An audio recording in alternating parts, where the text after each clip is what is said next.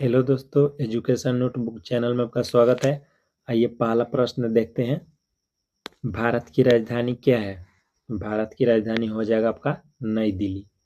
आइए दूसरा प्रश्न देखते हैं। विश्व का सबसे बड़ा महासागर कौन है? तो विश्व का सबसे बड़ा महासागर हो जाएगा प्रशांत महासागर। अगला प्रश्न देखिए।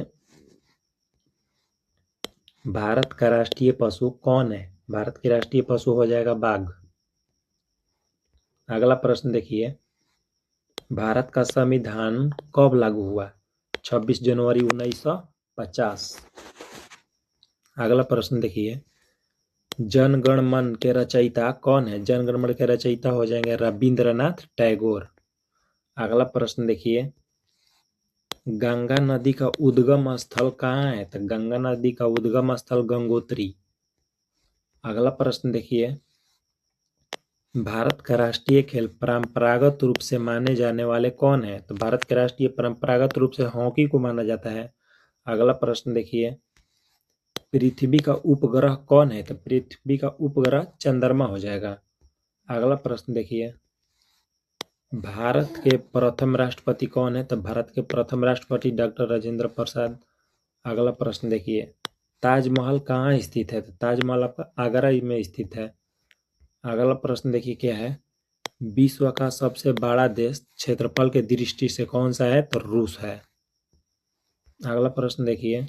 रामचरितमानस के लेखक कौन है? तो रामचरितमानस का लेखक तुलसीदास है। अगला प्रश्न देखिए। भारत का राष्ट्रीय फूल कौन सा है? तो भारत का राष्ट्रीय फूल हो जाएगा कमल। अगला प्रश्न देखिए। स्वतंत्र भारत के प्रथम प्रधानमंत्री कौन है? स्वतंत्र भारत के प्रथम प्रधानमंत्री पंडित जवाहरलाल नेहरू थे। अगला प्रश्न देखिए। किस ग्रह को लाल ग्रह कहा जाता है? तो मंगल को लाल ग्रह कहा जाता है। अगला प्रश्न देखिए। भारत का राष्ट्रीय पक्षी कौन है? तो भारत का राष्ट्रीय पक्षी हो जाएगा मोर। अगला प्रश्न देखिए। किस राज्य को 5 नदियों की भूमि कहा जाता है? तो पंजाब को 5 नदियों की भूमि कहा जाता है। अगला प्रश्न देखिए। कंप्यूटर का जनक किसे कहा जाता है? कंप्यूटर का जनक चार्ल्स बेबेज को कहा जाता है। अगला प्रश्न देखिए। भारत का राष्ट्रीय ध्वज किसने डिजाइन किया था? तो पिंगविल वेंकैया। लास्ट प्रश्न देखिए।